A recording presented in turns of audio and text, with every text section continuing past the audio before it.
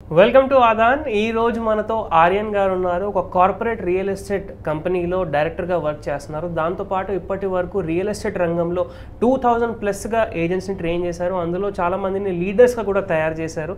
దాంతోపాటు NRI portfolio manager కూడా. Hi Aryan గారు, ఎలా ఉన్నారు? హాయ్ అండి. Hi Ayush, how are you?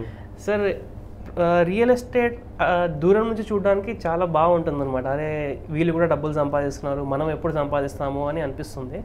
So మేజర్గా ఇక్కడ ప్రాబ్లం ఏంటంటే సార్, చాలామందికి లోపల రియల్ ఎస్టేట్లో దిగినంత వరకు అక్కడ ఏముంటుంది, ఎలా ఉంటుంది అనేది తెలియదు. సో అలాంటి వాళ్ళకి రియల్ ఎస్టేట్లోకి వచ్చి డబ్బులు సంపాదించుకోవాలి అంటే వితౌట్ క్యాపిటల్, అంటే జీరో ఇన్వెస్ట్మెంట్ లాగా ఎలా ప్లాన్ చేస్తే బాగుంటుంది? So good question Ayush.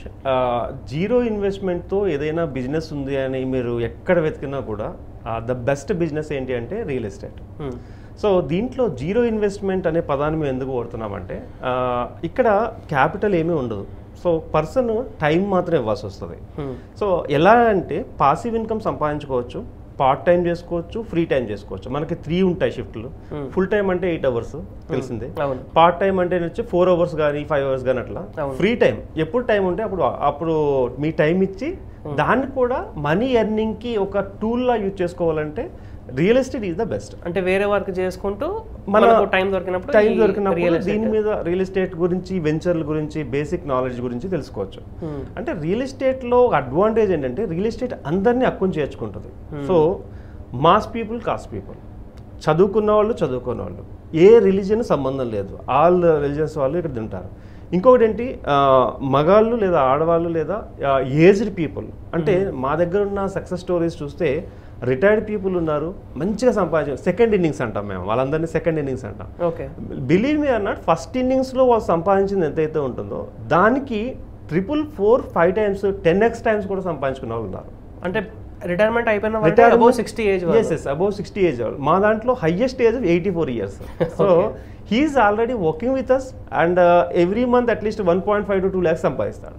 1.5 to 2 lakhs. మాకు ఒక సక్సెస్ స్టోరీ ఏంటంటే, ఆయన ఫస్ట్ టైం ఒక 1 lakh rupee తీసుకున్నప్పుడు, ఒక సేల్ చేసి పెద్ద సేల్ చేశాడు ఆయన. ఒక 1 lakh rupee తీసుకున్నప్పుడు ఆయన లైఫ్ టైం మొత్తం ఆయన శాలరీ కానీ ఏదైనా కూడా బయట ఎప్పుడు సంపాదించడం తెలియదట.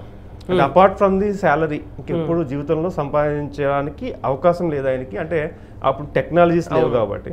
సో ఇది యూజ్ చేసుకున్న తర్వాత అంటారు, ఇంత టైం వేస్ట్ చేశానా నేను జాబ్లో అంటారు. సో ఐ మీన్ నా ఇంటెన్షన్ ఏంటంటే జాబ్లు వదిలి రావమని కాదు, బట్ మోర్ మనీ ఎర్న్ చేసుకోవచ్చు with zero investment. For example నా స్టోరీ చూద్దాం. నేను ఫస్ట్ ఫిజిక్స్ లెక్చరర్ కింద స్టార్ట్ చేశాను నా లైఫ్ని. నా ఎడ్యుకేషన్ అయిపోయింది, ఫిజిక్స్ లెక్చరర్ కింద హైదరాబాద్లో చేశాను. సో చేసి 1.5 year అయిన తర్వాత మీకు తెలుసు కదా, పెద్ద పెద్ద కార్పొరేట్ కంపెనీలు, ఇన్స్టిట్యూట్స్ అన్నీ కూడా ఇంకా ఎక్కువ ప్రెషర్ పెడుతూనే ఉంటాయి. సో నేను దాని నుంచి బయటకు వచ్చి కొంచెం మీడియా ఛానల్స్లో కొంచెం రోజులు వర్క్ చేశాను. ఆఫ్టర్ దట్ నా ఓన్ బిజినెస్ పెట్టుకున్నాను. నా ఓన్ బిజినెస్లో డిఫరెంట్ బిజినెస్లు పెడితే లాభాలు వచ్చినాయి, నష్టాలు వచ్చినాయి. సో నష్టం వచ్చినప్పుడు ఏం చేస్తామంటే కొంచెం కంగారు పడి మళ్ళీ వేరే చోట నుంచి డబ్బులు పూల్ చేయడము, దీన్ని సెట్ చేయాలని చూస్తాం. సో అలా నా నష్టం ఎంతకైందంటే, ఫస్ట్ ఇయర్ 20 lakhs ఉండేది, నెమ్మదిగా వేరే ప్లేస్ నుంచి 30 lakhs అయింది. దీన్ని కొంచెం మనం సేవ్ చేసుకోవడానికి వేరే బిజినెస్ పెట్టా, ఆర్గానిక్ అంగడి అని వేరే చోట. సో ఆర్గానిక్లో స్టోర్లో మళ్ళీ ఒక 20 lakhs లాస్ వచ్చింది. ఓవరాల్గా 65 lakhs అప్పుతో బయటకు వచ్చా. సో ఆ టైంలో మొత్తం ఎక్కడ జీరో ఇన్వెస్ట్మెంట్, అప్పుడు నా దగ్గర ఏమి డబ్బులు లేవు కట్టడానికి కూడా. సో ఎక్కడైతే జీరో ఇన్వెస్ట్మెంట్తో ఏదైనా ఉండి మనం సేల్ చేసుకోవచ్చా అనుకునే దాంట్లో రియల్ ఎస్టేట్ తగిలింది. ఇది ఒకటే ఆప్షన్ కనిపించింది. బట్ ఇది కూడా నేను నమ్మలేదు. ఏంటి జీరో ఇన్వెస్ట్మెంట్తో లక్ష సంపాదించేస్తారా, ఇది సాధ్యమా అని నాకు అనిపించింది. బట్ ఇంకా నాకు ఆప్షన్ లేక వెళ్ళాను. తర్వాత అర్థమైంది ఏంటంటే, ఇక్కడ మనకి ట్రైనింగ్స్ ఇస్తారు. ఓకే, కస్టమర్స్ ప్లాట్స్ సంబంధించిన ఏ ఖర్చు మన మీద ఉండదు, కంపెనీ చూసుకుంటుంది. This is also a business, but there is no investment of you. Company investment చేస్తుంది, కంపెనీకి వర్క్ చేస్తాం, but it's your own business. Then నేనేం చేస్తానంటే, ఒక అర్థమైంది ఏంటంటే, కస్టమర్స్ని తీసుకొచ్చి వాళ్ళకి ఎక్స్ప్లెయిన్ చేసి సేల్ చేస్తే మనకు ఒక అమౌంట్ వస్తుంది. నాకు ఎంత 65 lakhs ఉంది. సో ఇంటికి ఈ 65 lakhs అప్పు తీరాలంటే ఎన్ని సేల్స్ అనేది క్యాలిక్యులేట్ చేసుకున్నాను. ప్రతి సేల్కి నాకు ఒక 50,000, సమ్ టైమ్స్ 60,000, 70,000 ఇలా నేను క్యాలిక్యులేట్ చేసుకుని అన్ని సేల్స్ చేయాలని టార్గెట్ చేసుకున్నాను. నా పని ఏంటి అంటే, మార్నింగ్ లేవడం, కస్టమర్ని తీసుకెళ్ళడం, సైట్ చూపించడం, నో అంటే అదే స్మైల్తో మళ్ళీ తిరిగి రావడం, మళ్ళీ కస్టమర్ని తీసుకెళ్ళడం. ఇలా చాలామంది కస్టమర్ని తీసుకెళ్తే నాకు అర్థమైంది ఏంటంటే, వాళ్ళంతా నాలెడ్జ్ ఇచ్చారు నాకు.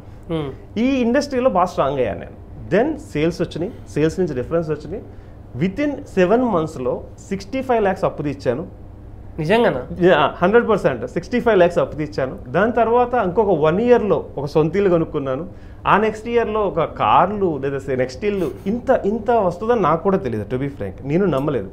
బట్ దీంట్లో ఉన్న స్కోప్ ఏంటంటే 100% సాఫ్ట్వేర్ ఇంజనీర్స్ నా దగ్గర వర్క్ చేస్తున్నారు, వర్కింగ్ ఉమెన్ వర్క్ చేస్తున్నారు, నెక్స్ట్ ఎవరైతే ఏజ్డ్ పీపుల్ మా దగ్గర వర్క్ చేస్తున్నారు, స్టూడెంట్స్ కూడా వర్క్ చేస్తున్నారు, చాలా బాగా ఇంట్రెస్ట్గా చేస్తున్నారు.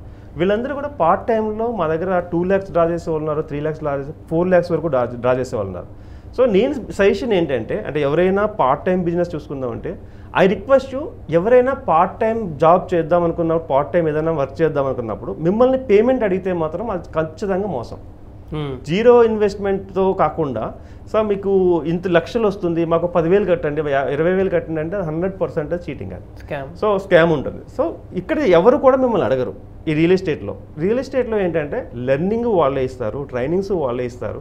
ఇక్కడ చేయాల్సింది ఏంటి మరి, అంతా వాళ్ళే ఇచ్చేస్తే డబ్బులు ఎలా ఈజీగా వస్తున్నాయంటే ఒక డెడికేషన్ ఉండాలి, హానెస్టీ ఉండాలి, నెక్స్ట్ ఏంటంటే ఆ వర్క్ పట్ల ఒక రకమైన ఇంట్రెస్ట్ ఉండాలి, ప్యాషన్ ఉండాలి. Then 100% you can earn in lakhs, లక్షల్లో సంపాదించవచ్చు. ఓకే, సో చాలా మంచి స్టోరీ తెలియజేశారు సార్. సో మీ స్టోరీ చూసాక ప్రతి ఒక్కరు ఇన్స్పైర్ అవుతారని అనుకుంటున్నాను. కానీ మీరు చెప్పారు 7 monthsలో మేబీ 65 lakhs అప్పు అంతా క్లియర్ చేశారు, మళ్ళీ 1 year తర్వాత సొంత ఇల్లు కూడా కొనుక్కున్నారు, దాని తర్వాత కార్స్ ఇవన్నీ. కానీ మీరు చెప్తుంటేనే అసలు అంత ఈజీ కాదు అని అనిపించింది. సో ఎవ్రీ డే అసలు వితౌట్ ఫెయిల్ అవ్వకుండా సైట్ విజిట్స్ కానీ, ఫాలోఅప్స్ కానీ, క్లయింట్స్తో కాల్స్ మాట్లాడడం కానీ అవన్నీ ఉంటాయి.